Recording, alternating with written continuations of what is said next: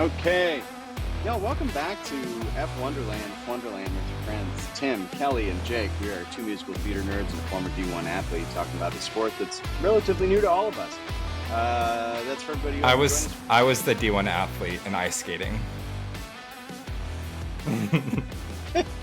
That was right after your racing career. Yeah. And then before you pre my musical theater, Yeah. You're just one of those talented people who just show up in New York, you try it, and you're like, oh, this is easy. And you get your career. And then you start a podcast. This was a fun week back in Monza. And Tifosi were out. It was Ferrari's race to lose, and boy, did they. They're just keeping it on brand. Literally, they're consistent. I personally did not come into this race with any kind of like, this is it. It's gonna happen. I was like, if it were to happen, this would probably be the place. But mechanics aren't there. We'll see. But fun race today. Nothing too crazy, especially not compared to the carnage of Zandvoort on the coast there. But definitely some things that we want to talk about today. So I think we get right into it. Jake, I'd love to turn it over to you for a quick little break check. I love today's break check. So I wanted to play a little like game, or it's a break check, it's icebreaker. If the Monza Grand Prix was a drive-through, what meal would represent each team? So think speed, chaos, and possibly indigestion. So some examples for you are like Ferrari. You could say like a perfect espresso shot. McLaren, a value meal that somehow tastes gourmet. Red Bull, obviously like you could say an energy drink. But let's just think about like pick a team. And so actually let's assign people teams, because I don't want to be McLaren. Like let's assign random teams. So I'll pick Kelley's, Kelley picks Tim's, and Tim picks mine. How about that? Okay, there'll be one left over. So then do we just, whoever's left over, we all have to say? As far as, are we going to go down the line of the teams? Yeah, I think because we do 3-3-3 and then there's one left over. Oh. Yeah, let's do that. Choose one. Okay. I was just gonna choose one too, but we could do all three. Oh, okay. All right. You're really testing my creativity this morning. A little improv exercise. Happy Sunday, nerds. Let's go. Okay, so I want Kelley to do Alpine, Mercedes, and McLaren. Gosh, okay. Well, now I'm gonna write it down. Alpine, Merc, and McLaren. Okay. So now you get to assign Tim. Timmy is going to do Haas, Williams, and Red Bull. I don't know what that leaves you, Jake. I'm so sorry. You're good. Okay, Jake. The disappointment. Yeah. No, this is a new chapter. Mm-hmm. Racing Bulls and Alpine. All right, no, we already have Alpine. So the one that's not on here is Kick. And then the one that's not on here is Ferrari. So we all have to decide on Ferrari Ferrari's together. on there. I think that works. Ferrari's not on there. Assigned it. Yeah, it's at the very top. But like, Ferrari's perfect. They were an example. So yeah, let's just use Ferrari as like a perfect espresso shot. I have an alternate menu item for Ferrari. What is it? What is it? We'll get there at the end. Okay. Oh. All right. Perfect. Kelley, do you want to start us off? I'll start us off. I'm so glad I have Alpine, because today when I was watching the race, I was like, man, they stink. So if they were a fast food drive-through, I feel like also they have a French driver. Yeah. I'm just like thinking like escargot. What about like a smushed croissant from Starbucks? Yeah, but it's its own brand. It's not Starbucks specifically. It's like its own Tim Hortons. Stinky.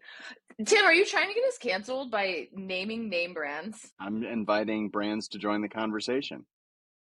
But we're saying they're stinky. I think it's a stinky seafood drive-through. That's like, by the time you get it, it's really soggy because it takes them a minute. That's Alpine. Tuna sandwich. Drive-through tuna sandwich. Alpine. Yes, in the Midwest.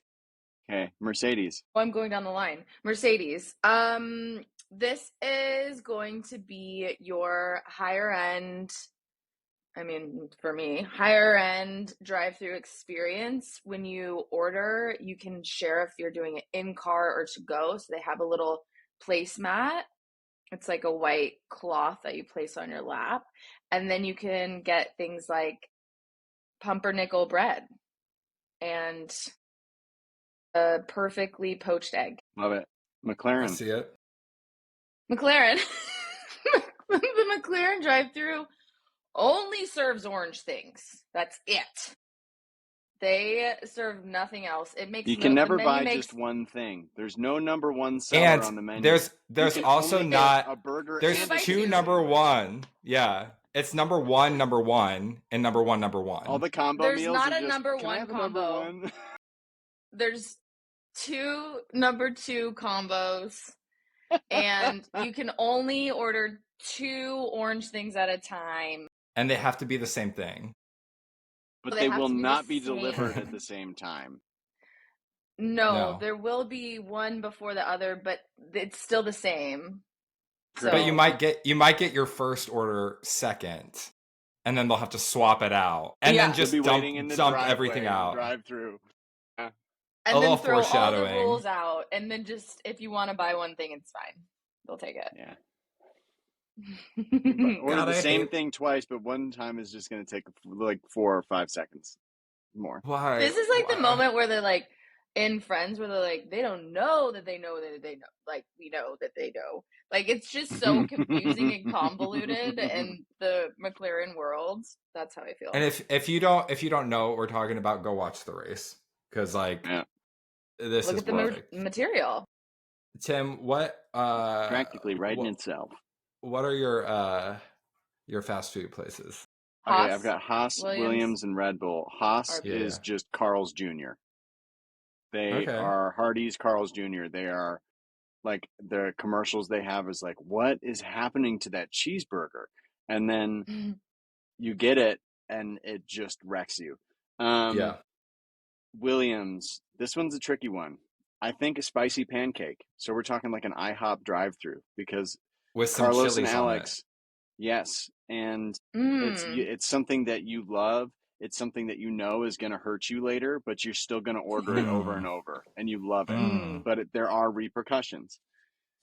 Okay, I like repercussions. I like repercussions. What was the last one you had? Red Bull. I had Red Bull. This one, I feel like it's just like the drive-through window opens and someone has a t-shirt cannon, but inside the t-shirt cannon is just a can of Red Bull and a stroopwafel. And so they fire that at you and tell you to get the fuck out. And you might be concussed, but yeah. My Ferrari, but did you want Ferrari it or alt what? Was similar. The Ferrari alt was just 2 handfuls of different kinds of pasta with different sauce, and they just throw them into your car and then set your car on fire. Love. Sounds exciting. It is the hottest new restaurant for sure. Jake, Aston Martin. Aston Martin. So it's crazy that I have this green key light behind me because, well, it's not a key light, it's an accent light, whatever these terms are. But after watching this race today, I said I was going to root for Kick Sauber. So I guess I'm rooting for Aston Martin too. Well, actually, I did say in the group chat, I would be an Aston fan if they had different drivers. But we'll get into that. Aston Martin, I said, so this is very specific and it is brand named. Sorry, Kelley, but watching the US Open again, and I'm on TikTok and they have like all the food like vendors there. Have you, and this was a big trend on TikTok, but now a company, and I don't know what the name of the restaurant is, but it's the chicken nuggets with the caviar. Oh, I did see this. It's like $100 at the US Open, and you It's like get a like little a little box plate of chicken situation. nuggets and like a can of caviar. That is Aston Martin to me. It's Yes. like I would eat that. I'd order so unnecessarily like bougie, but might be good. But like, that. A little whimsical. what? It's like a lot of money. Who doesn't love a little whimsy with their tennis? V carb, I am saying they are like a Krispy Kreme donut shop. They're like just like Get it while having it's a good hot. time. like Get it while having it's a hot. yeah, literally. The light is on. Yes. There's one yes, fucker the in light. the back just stealing donuts and throwing them Yep. at people. Yep. And they like can either be like really good, fresh, or they can be semi good stale, you know? If like the light's not on, don't go. Just keep driving. Yeah. Yeah. And then last but not least, Kick Sauber, my now team. I don't have a kit yet, but I will. I'm sure it'll be on sale because, you know, we're rebranding next year. But I would say they're like a Love's gas station. Not even a Buc-ee's. Not quite Buc-ee's. It's so funny. I literally wrote down like Buc-ee's, crossed it out, and wrote Love's. Like it's not bad. I enjoy a Love's gas station. You see them out there while you're driving, but yeah, when really there's like, no other options. Yeah, that was fun, y'all. I liked that. Hilarious. That was a great brake check. I think we should just dive into this race because a lot happened. Yeah. I did want to mention like pre-race, like off track. I don't know, it was pretty early for you guys. I don't know if you guys caught, especially you, Kelley. If you caught the national anthem with the flyover. I did not. Whoever was singing the national anthem, just beautiful voice, but like such a like stereotypical Italian male opera singer, in like all the best ways, and just so dramatic, wearing like this most beautiful suit, and then a flyover, which is seen at most races, especially in the US, but they had the like tail jet stream of the colors, and it was just so cool, so epic. And it really, to me, I was watching it with my cup of coffee and I was like, this is like, it means so much to the Tifosi and to Italy, and like this is such a brand for the country. So it's really cool to see the pomp and circumstance surrounding this race. And to mention the Tifosi just always pack. Like obviously we're not in a year that we're doing the best with their team, but like they're always repping Ferrari no matter what. Totally. So yeah. And then before we started the race, which I'll pass over to you, Kelley, I wanted to mention we had our little lovely rookie sweet baby Isaac Hajar starting in the pits. And it was his first time out in Q1. So a little rough start this weekend for Mr. Hajar, but I think he's had rough starts before, and look where he is now. Right. But yeah, I'll pass it over to Kelley if you want to like kind of walk us through the race, and we can all, you know, give our thoughts. Let's do it. This isn't a part of Box banter, but when you just said Hajar, after qualifying, I was obsessed with his radio. He's like talking back and forth to his engineer, and all of a sudden he's like, yeah, and he's like, of course, and it like breaks everything in every audio speaker around the globe. I was like, what is he even saying? Oh, sweet yes, basically. sweet baby. Okay, well, let's talk about it. Monza, qualifying and the starting grid. So qualifying was like kind of an eventful event this weekend. It was eventing. It was eventing. We had some scares in Q3. Was it Q3 or Q2? Q2. Someone had to get a tow. We had some, obviously, McLaren interesting things come up. Lots of fast times. Distance between each driver, like from 1 to 10, was tenths. It was so tight. And dun dun dun dun, Mr. Max Verstappen pulls out a pole for the ages. So crazy. A pole for And the he also ages. If I had Pulls a a nickel. pole out of his ass for the ages. Literally, he gets. What, Jake? I'm just talking about pole position. I'm turning red. Keep going. We're gonna have to push through that point, okay? Uh-huh. So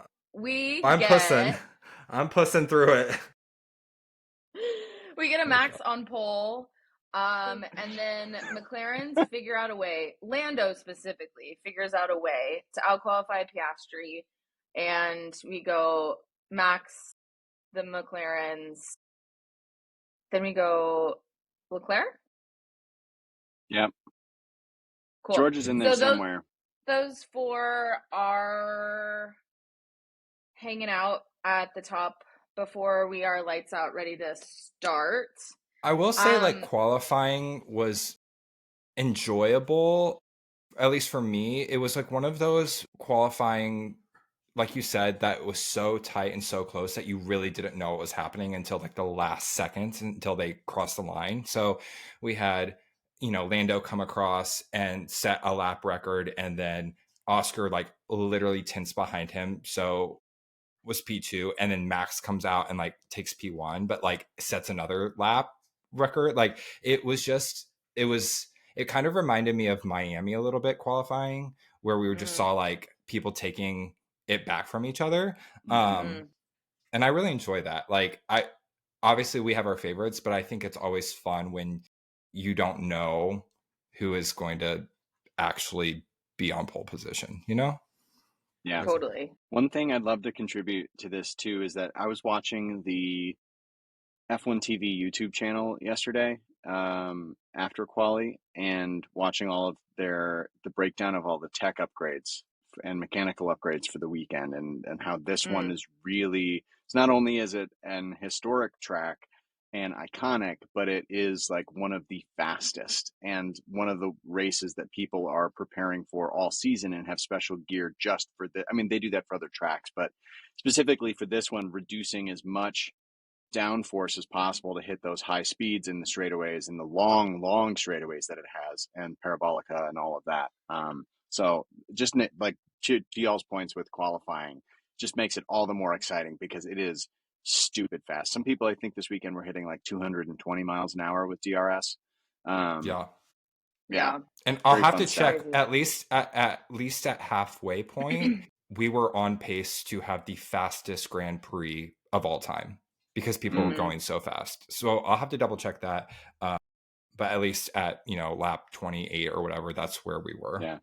And Toto, one more sidebar about the tech and everything. The regs for next year, I know that we talked about earlier this year that Mercedes had tried the new power units for next year, and they were like, we're going to have slower cars than F2. Now they're saying that with the adjustments they've made, that they're actually going to top out at like the highest speed, that's legal for the sport, which I think is like 400 kilometers an hour. So well over like 250 miles an hour. Woof. Yeah. That's anyway, crazy. Well, in practice they kept talking about like wings, and we're in the cost cap, so they were speculating like, is that an old wing? Is that a skinny wing? Is this a wing that we've seen before? So all of those practice sessions, they're trying to fine tune the car so specifically for this track, but also by using like almost like recycled parts. Shout out to Williams' car. Just kidding. They said on the tech upgrade YouTube video, they were like, actually, like some teams have resorted to just buying the cars from last year and using their parts. And Ferrari did that with their rear wing. They just refashioned it to flatten it out a little bit. And yeah. Yeah. It's so interesting sometimes, like those cars are so, I'm not gonna say over engineered, but they're so engineered, and sometimes we're like, well, let's just slap this old part on there and see if it does anything different. Like that's Check the sometimes arrow. how it feels. Yeah. Okay, so I'm not gonna lie. I was watching this on the plane via like live updates. So I had internet, but I couldn't stream qualifying. So I'm like screaming in my chair because of all the drama. It's like Norris could get knocked out. I was like, what? And then it was like Piastri gives Norris a toe, and I was like, also what? And then they all make it through. Like all of it was coming in like live tweet style, and I was like, what is happening in qualifying? It really gives, if anyone has ever watched or tried to watch a race or qualifying practice, any of it on a plane, you understand this feeling so much. It's like, it's just so different, but also kind of exciting because you're not in front of the TV, but you're also like trying to maintain composure around, the people around you. Yeah, I Right. feel for you on It's that like one. quiet. And I was like, what is happening? Refresh. Yes. And then all of a sudden it's like Max pole. This is just huge face of Max. And I was like, what? I lived an entire life. Yeah. I know. Okay, well, let's talk about, we get to race day and lights out race start. We have two cars in the pit. Pierre Yes. and Hajar. And Hajar, yep. Mm-hmm. Hajar And qualified super poorly, so new power unit.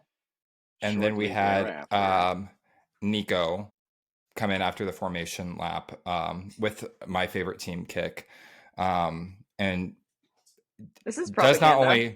He does not. I think this is my favorite bit of the whole season of this show. It's not a bit. This is not a bit. Is Jake going from like, going. I hate Max, I love Lando and McLaren, to I love Max. Sauber's my ride or die. Fuck McLaren. Yeah. Mark it. Name them. Name. So is Jake? Yeah. No, I will never call Jake Roro Sutton. I was about to full on. I got you. I stopped myself. I know. Yeah, Nico Hulkenberg. She can't hurt you. He did not only not finish, he did not start the race. So DNS for him. And then we have lights out. Turn 1, baby. What we all came here for. Yeah. Who wants to take us through turn 1 from y'all's perspective? Turn 1. It was dicey. It was a give and take. It was a little flirting. It was a little dance, really, is what it was. It looked like we were watching Planet Earth when there are 3 birds all competing for the same mate. 2 of them are the same orange color. Ooh. One is red and blue and yellow. And he comes in and says, red and white. Get out of my way. Fuck you, Lando. You got to get out of my way, man. And then he did. That was pretty good. That was pretty David good. Attenborough should have been narrating that. And a more realistic approach to so actually saying this, Max starts on pole, Lando P2, Oscar P3, so we already know there's going to be a long dash to the first turn. Lando gets pushed into the grass, and and I'm saying that from just like the best way to realistically describe it, not from opinion by any means. He was in the grass, and Max went in the runoff and then maintained position. So technically he gained an advantage, off of track limits. Red Bull came on the radio and said, basically, give it back. Like, you're going to be investigated for that. And there really wasn't any dispute. I think Lando came on and was like, he pushed me off, like typical any driver in that situation. Max gives the position back and then overtakes Lando again. So it kind of was just like whatever. But we saw a battle with Leclerc and Oscar. I texted the group chat this morning and I was like, Lando and specifically Charles came in hot. They got their beauty rest on that dune from last week, and they were like, air. I'm not playing. I'm literally gonna just go. And so the first part of the race, or the first few laps, I think was really entertaining to watch. And it was great because we saw overtaking and we saw the top few drivers battling in positions that they might not normally be in, or against the people. Normally it's like Oscar Lando or, Charles, I don't know, whoever, George. But it was interesting to see these pairings of overtaking specifically for me. I don't know. What were your guys' thoughts on Lando in the grass, that first incident? I felt like Red Bull handled that really well, and it seemed like they were trying to avoid the FIA taking their sweet ass time on everything again and dealing Right. out a penalty later on and just keeping it. And I thought it was really excellent decision making from their team as a whole, just saying, give it back, we'll get it back. And he really, really did. I mean, the way that Max has come Mhm. out of the gate swinging after the summer break, Zandvoort last week, Monza today, like just it feels like old school Max, which is funny to say because it's really just like last year Max. He's the reigning champ. Like, He's it feels like old 19. school. Um, but it was just elbows out and like going for it. Even Lewis had it going for him. I think the Tifosi, like I loved all the pre-race coverage of Lewis in Monza and just like on his basically like his papal tour of Italy and reacting to like, oh, this is unlike anything that I've experienced and I am a knight. Very that. Yeah. I mean, the first few laps gave us everything we wanted. We want to fight at the front. We want some drama. And that's like the time where the cars are the closest, right? So like Max did give up a position, but he stayed in DRS. He overtook. Like we had all of that overtaking happening so close to the start, which was really fun. And then we transition into like mid race, kind of in the groove, in a formation. Yeah, like the mid part of the race was like we had all this action at the start of the race, and then it kind of settled back into where we were. Like no one, I mean, Mm-hmm. people in the back of the pack, yes, of course, like huge change, but like our first five positions kind of settled back to where they started the race, and then we just started seeing, a delta between those cars. I was everyone kept saying pre-race, all the analysts and commentators kept saying this is a one-stop race, which it is. It's a 53 lap 50 3. Mm-hmm. 53 lap race, um completely doable in one stop. Lap 28 is when we see the teams really starting to play out their strategies and question their strategies. So at lap 28, we have, I think Oscar may have been the first one on the radio being called out saying, let's push for 15 more laps on these medium tires. And then you hear Lando come on and they're like, hey, do you think that we can go 15 more laps? He's like, yeah, why not? Like, if we're like, no one's pitting, let's keep pushing. And mind you, it's hot there right now. I think you saw them all in their ice jackets and whatnot. So the degradation on the tires is not like the soft tire is going to go really really quickly. And Max Mm-hmm. was on a medium tire, and you saw at the beginning. I mean, he was pushing very hard. And you saw the blistering on the tire. So they were commenting about how that is like a really bad sign for not only Pirelli, but for Red Bull. Obviously, it didn't end up being anything that was detrimental to his end of race.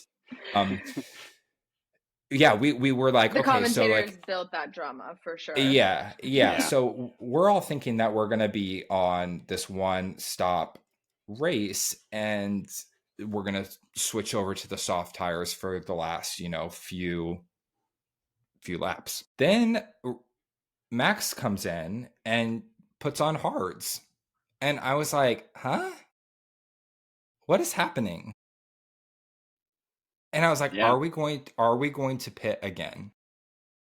And the answer, I think, was, I don't know. And I think that's what all the teams were looking at, of like, well, I thought we were going to put on softs. I thought we were going to do this. And this was only with like 10-ish laps. This was not with many laps left in the race, which was because, again, like back to the tire drama, the commentators were like, the hards are going to take a long time to get up to heat, which didn't make sense with what was happening. I mean, it was a weird day tire wise because it was hot and there was high degradation, but they pushed these mediums to like 40 something laps almost. Yeah. So it was very interesting to watch that. But right around that 40 lap marker, we had a little incident happen with sweet little baby Ollie Behrman and Daddy Sainz. I wrote in my notes, is Spicy Pancakes angry? Was he driving? Okay, was he driving angrily? Which we also saw a penalty for sweet baby Kimmy for driving erratically. I was like, his Mickey Mouse version of driving erratically. I was like, name them. Name the babies, because we have a lot of them and they're pussing their way through. Okay, so I do think Daddy Sainz did like a daddy move, maybe. He's like, I would let him do that daddy move on me. Okay. So, I mean, he comes up to a corner. He's coming from behind. This is getting worse the more I get into it. He gets his axle in front of Ollie before. He gets his ass right in front of Axel, right before the turn. And then he takes the turn like there's not a car there. And to be fair, this is how someone like a Max wins a championship. Someone who's driving aggressively. And like, I think Sainz probably thought Ollie would back out or like brake or anything, and Ollie just like kind of sat there like a sitting duck and then was like, he just turned into me, which isn't untrue. He like did that, but it's like they're playing these like power games, and I think Daddy Sainz was like, I don't care, this is my corner, I'm an adult, I'm driving a recycled car anyway. Yeah. I grow facial hair and like, I don't care. This is my corner. Did you see my Instagram? Did you see our hydration station from last week? Like, yes. Try it. Did y'all have a different perspective? Or I love Ollie. I do too, but it was definitely Daddy Sainz taking advantage of this little twink. Like, he was like, move out of my way. Yeah, I feel like Carlos has been driving angry. He's getting team orders called on him all the time with Alex. Like, he's being a good sport, and it's breaking my heart. I'm just like, I really just want to get to 2026 now, because for Williams and Ferrari's sake, just because this has been a brutal season for both. Heartbreaking to see Carlos in the positions that he's been in, and yeah, I mean, it feels like his car is breaking more than Alex's. He's having to give position back to Alex as soon as he gets a lead, not even being able to race. I think there's an element of that there for sure. They're always panning to his partner too, and she just looks like, it's just like, please let this be a good day for him. Not the girlfriend in the garage. I feel for him a lot, because we also have to remember like this is his first year back at Monza in Italy, not driving for Ferrari, not in the car that he was doing so well in last year. And I think that, that's the name of the game. That's the name of the sport. But I think, to your point, Kelley, he didn't care. He was like, this is what's so tricky about it is he did have the corner. He was ahead, but he didn't leave room. So like, right. It was a racing incident. It's an incident. Okay, well, let's talk about the real star of the show for this morning. The McLaren. We come unraveled with I hate them. 10. I hate you. Y'all, this is what I am talking about. McLaren is imploding from the inside. They now are like justifying the justified. Then we have new circumstances and they're like, oh, decision making. Why is it so hard? The last 10 laps, so crazy. Okay, it's time for a pit stop for McLaren. Both the boys need new tires. In theory, Lando has priority. He's first car. He's P2, yeah. So he's the first. He's ahead of the other car. There's a pretty decent delta between him and Oscar too. Sure. And this is, Jake, you might have to explain this because they come on the radio and Lando gets first option for pit and he defers to Piastri. And they were saying that that's like him playing the team game. But for why? Why did he defer? I think I can't speak for them because I don't know what there's. They don't know. But from the way I saw it, it was them asking, what do you want to do? We can pit now.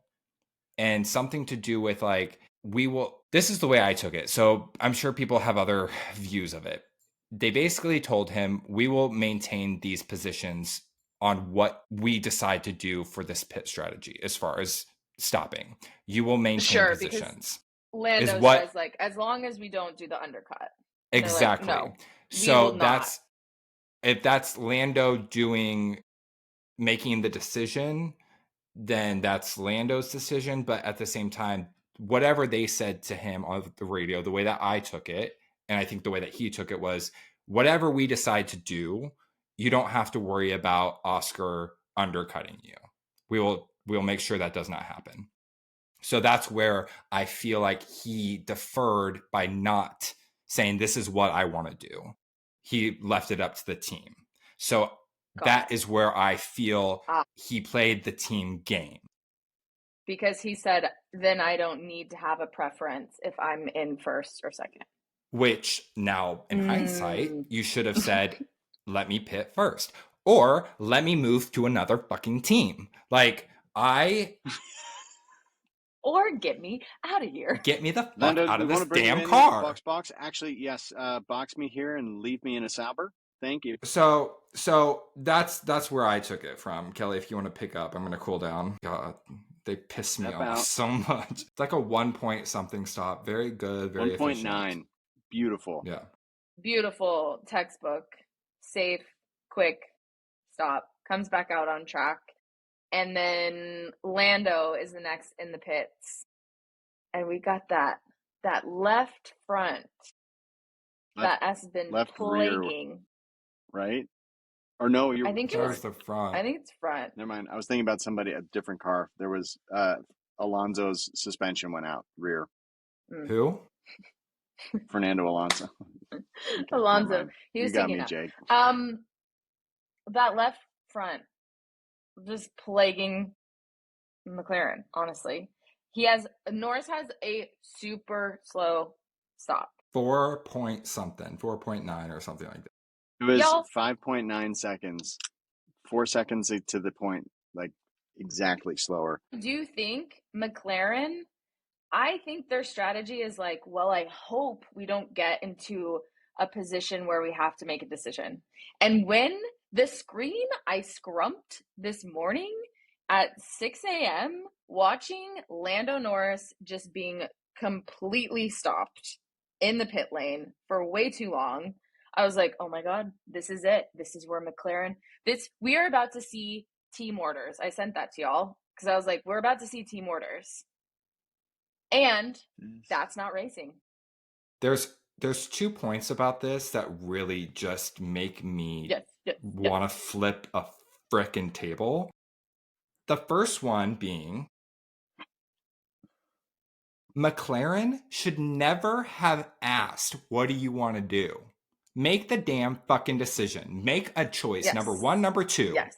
If you want to be consistent where you have 2 number 1 drivers, make a SOP that is whoever is leading. Not an SOP. First. I'm SOP'd right now about this. Oh my gosh, that's the first shirt. one. I'm SOP'd. That's yeah. Okay. I'm SOP'd at McLaren. The second point is, I said this in the group chat before. Both of them pitted after they came on the radio and had that interaction with Lando and he deferred. I said, watch them fuck his pit stop. Watch it. They will fuck him over on this pit stop. I didn't know what it was going to be, whether it was going to be the tire or I just knew whatever strategy they were going with was not going to end well for Lando. Because it normally doesn't, because they don't have a strategy. It's just like so predictable. They don't have a strategy. And then, so of course, the call comes on the radio. And I mean, I'm glitching a little bit because I'm like, Oscar, very Oscar-like. I think he was trying to overcompensate how cool he was playing it. But he's like, did we not agree that pit stops are a part of racing?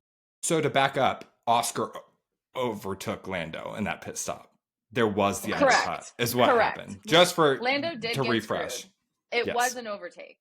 And it was due to that 4 extra seconds. He would have been clear 1,000%, but came in just bad behind. Pit stop. Yep. So now, okay, fair. OP is in front of Norris. And of course, Piastri gets the call, give the position back. And he's like, when did we've decided that pits are a part of racing.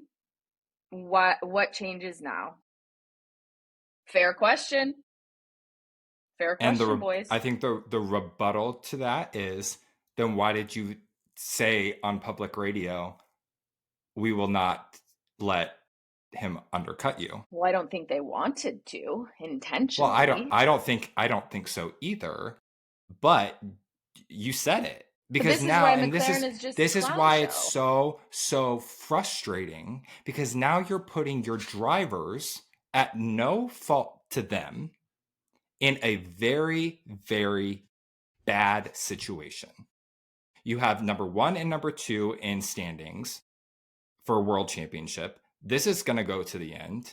Like, we are going to see this battle. You also have a driver that something is always fucking wrong with his car, and that did not finish last week. So who's now leading? And by a significant, I don't want to say he had the max gap, but he was leading by a significant margin. So that slow pit stop, you saw him come out, and he's now right behind Oscar. So it's not like it was them racing all race, overtaking. The delta was super, small between the two of them. It looked like we were going to get a starting grid finish. Max, Lando, Oscar. It's what it was turning out to be. But now you put these 2 drivers in a position where now you have this fan base, also us, that are feeling some sort of way too.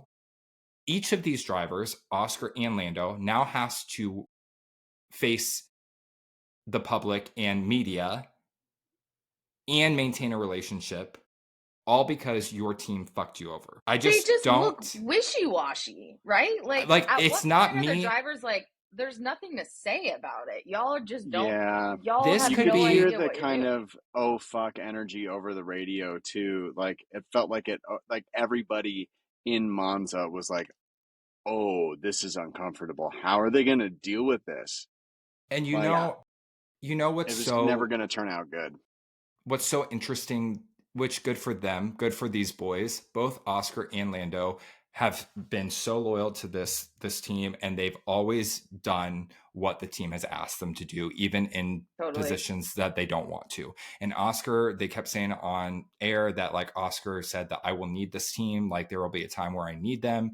And Lando has done the same. I mean, last year Lando was winning a race and then at the last turn gave it to Oscar. Like they are very loyal to this team and how they are taking these orders, but I just think it's just a shitty It's call. gotten out of hand. And it's very frustrating. And I don't know how much longer, because the thing is now Lando is in a position where you could tell he was pissed at the end of the race, because if he finishes second, which he did, if next race Oscar's leading and if it happens in reverse, he's now going to have to give the position back and he's in second place, which could bump him up in championship standpoint. It just puts both of the drivers in a really, really horrible position when all they're trying to do is race and they're doing their jobs. Yeah. So I don't know. This definitely has nothing to do with the drivers, but now McLaren management has put themselves in a position where they said they're going to let them race. We have 2 number 1 drivers, but again, that's not a thing. We're always and then Oscar gives the position back and they're like, you're free to race. No freaking shit. I love the ESPN Sky Sports commentators were like, "Hey, they're going to be able to actually race. He has a chance." I'm like, "There's no way they're going to do that." But also, yeah, this is a race, is it not? Like these are race cars, and we're racing each other, right? Maybe I was, I don't know, confused. Let's move on to the end of the race. And I don't want to talk about the radio that immediately followed all this yet, because that is, I think, Kelley has some instant really great. Classic. Yeah. End of the race ended up being everybody super excited for Max. Everybody was stoked. He has this energy now that, like, post summer break, that feels like dad energy. That is kind of fun and sweet and also scary because he's back to driving the way that he normally did. But I don't know. How did you guys feel about how everything ended up with, or where everybody ended up in the end of the race in Monza? I mean, checkered flag. I think, yeah, you won. Like, you had the fastest car. You were in the lead. That's well, not just about Max happens. No, I'm so annoyed with McLaren. I just don't even like. I almost didn't even wear this today, but I am at my parents' house and I didn't have anything else to wear. So I'm just annoyed with them. I'm happy for Max. I think he deserved this win. I think it's always funny whenever he wins, he loves the car, and whenever he doesn't win, he hates the car. There was a like little glimmer in his eyes on the podium. Like you could tell that he has not been on the podium nearly as much as he has in the past few years, and hearing the Tifosi do the da da da da. Max, so great. I'm fine with Lando Piastri 2-3 because that's what it was going to be before this incident happened. It's the way that it happened that I was like, it left me feeling really gross, honestly. And then Charles was what, 4th? Mm-hmm. And then our Mr. Reliable, Mr. P5. George like catch George on his own in P5. Like that's just where he lives. He pays rent there, and if I ever meet him, I'm gonna give him a high 5. Stop. High 5 while he does the T-pose. Like, oh my gosh. Mr. Yeah. You know how there's like Mr. Worldwide? He's like Mr. Yeah. Fifth place. Yeah. That's his. Mr. That's Just his out of the name. points. Just off Is the there podium. anything else that we want to talk about before we go into standings with where this race left us? Max in the cool down room was hilarious. He was like, they do their cool down shenanigans. But he was like staring at the wall with his name on it, which also, how crazy is that, y'all? I was Wild. thinking about the logistics of that too. I was like, how do we I said, that's money. How? That's money. That is money. But he's just like looking at it. The McLaren And the camera's driver like, here. The camera is like, I could get this angle. Let me get him, and then the wall, they're like, and then like, let me get the whoever's decision it was to like have it like instant like that. They were like, we have to have the camera on there for at least 5 seconds. Mm-hmm. I know. Let's make it worth it. I mean, that's really it. And the chatter. The other thing, the Tifosi stampede. You want to talk about some terrifying human stampeding? I can't imagine trying to get to the podium when they open up the track with the Tifosi with their big. What are the flags? It's like flags, but it's also the colored, like the smoke bombs. Yes, like the little cans that like smoke bombs and flags in red, and they're like charging to Sparta. Is that a thing? I don't know that reference. Terrifying. Yeah, I would get trampled. I did the track invasion or whatever they call it in Austin last year, and that is not a stampede, but it was very claustrophobic. So scary. Getting in, because it's just everyone coming into this tight little gate. So like I was like, I'm glad that I did this. I don't need to do it again. I can't imagine the Tifosi. No. We'll find out next year when we all go to Monza. Yeah. I love it so much. Yeah. Jake, take us through standings. So now after this this lovely Monza Grand Prix, we have Oscar Piastri still in the lead with 324 points, Lando Norris 293, Max Verstappen 230, George Russell 194, and Charles Leclerc rounding out the top 5 with 163. That puts our constructors with 617 points. McLaren I think they officially clinch it next race, like no matter what happens. Like I think that's what the statistics are. Ferrari 280, Mercedes 260, Red Bull with 239, Williams 86, Aston 62, VCarb 61, my favorite team, Kick Sauber with 55 points, Haas with 44, and Alpine with 20. I think it's really interesting that Red Bull is in 4th place. I mean, I'm not like surprised because of the results. Like that makes sense, but like it's just crazy looking at the standings last year and how close like Red Bull and McLaren were in the constructors to now like Ferrari and Mercedes both being ahead by a significant amount of points. Our fantasy league, we really showed up and showed out for this. We were all in just the double digits. Pennies, girl. Tim tried 33, DRS Yana Grande 36 with another impressive overtake, Hennes Venkas with 40 points. That puts our overall standings. DRS Yana Grande first place with 23-26. Hennes Venkas not far behind with 21.93, and then Tim tried with 15.21.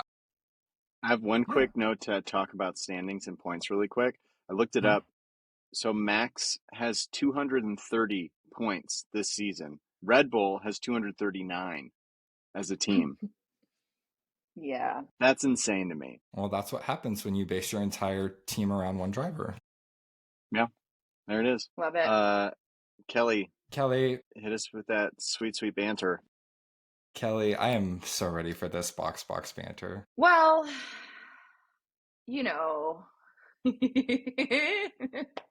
I'm chuckling because that is the epitome of what made this one radio the best radio I've heard in like I think a it's minute.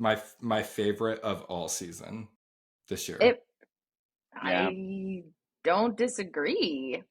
So, I mean, we talked a lot about the McLaren team orders, pit stop, yada yada. And Max, towards the end of the race, again, we had like less than 10 laps. He's out in front. There's things happening behind him. This is where Max is mental. When he is out in front with a gap, he has everything under control. He's not worried about anything. He's watching the screens, like historically. He's watching the screens. He knows what's happening around.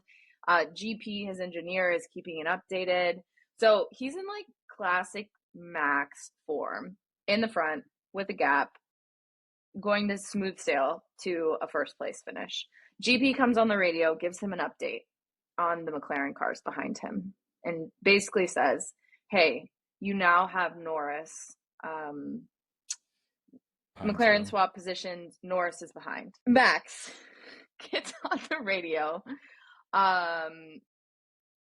And I can't remember exactly if it was like they swap position or team orders. Somehow he like gets that Norris had a slow stop and put him behind, and then they swapped.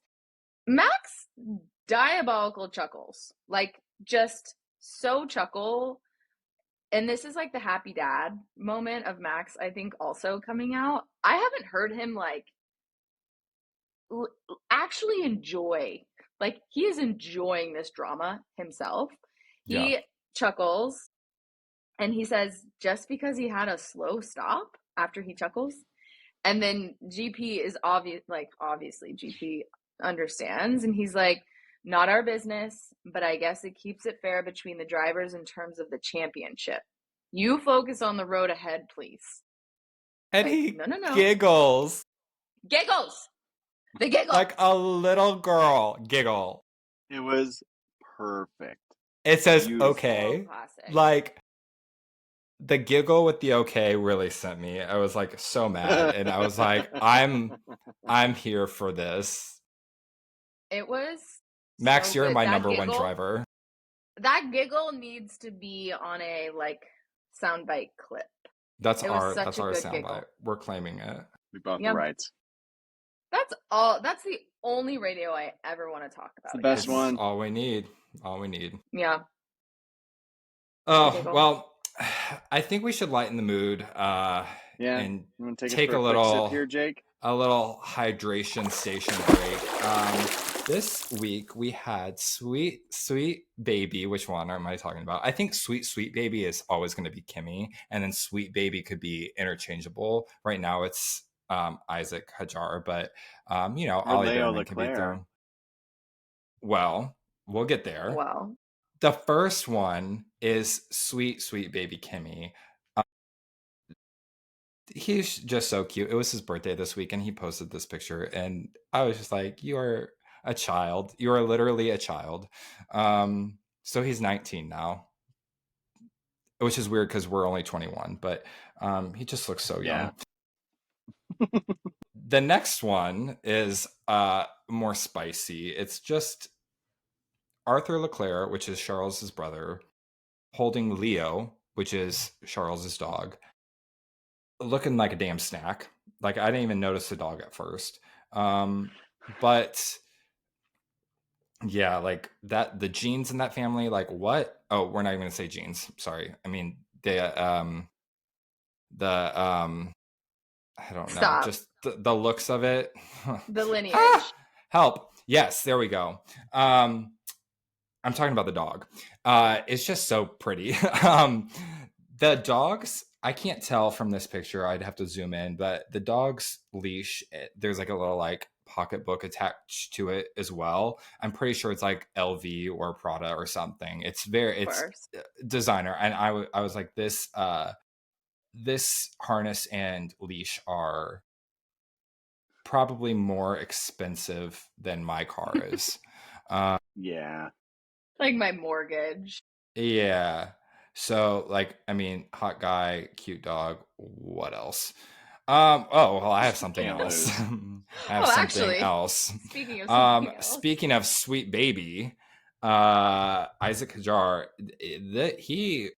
whoever was in his dressing room area snapping these shots of him, it is him.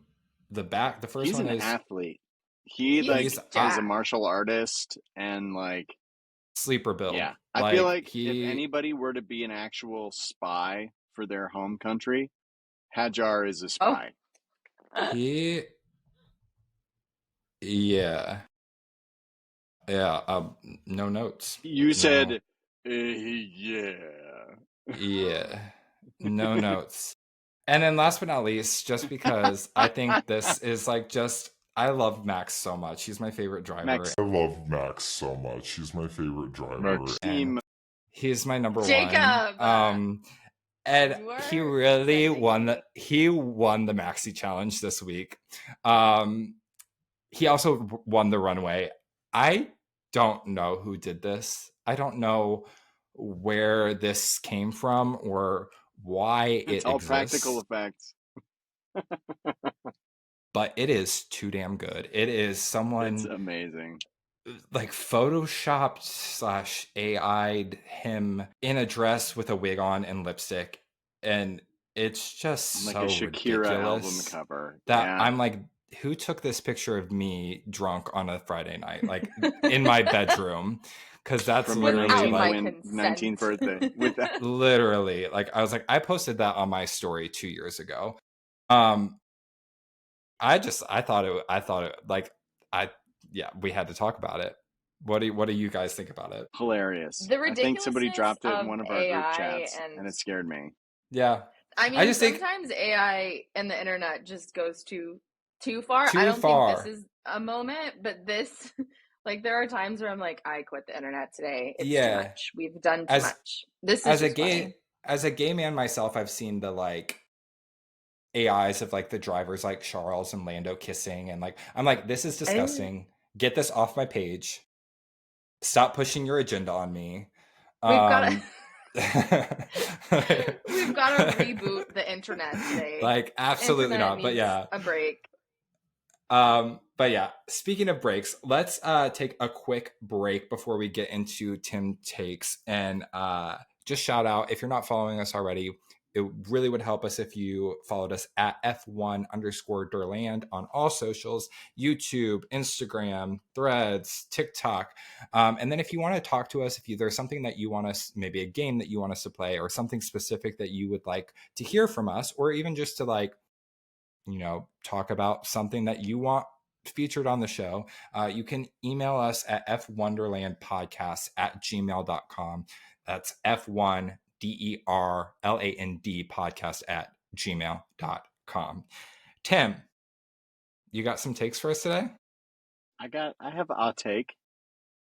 I thought you were going to say something else, but keep going. Really? Okay. It's all fun and games at McLaren until they tell their drivers to go racing, or call team orders for no reason, or someone has a slow pit stop, or there's an oil leak, or Max Verstappen starting from second and Lando is on pole, or Zach Brown is there, or there's a headwind, or they have two number one drivers. All fun and games indeed over at McLaren.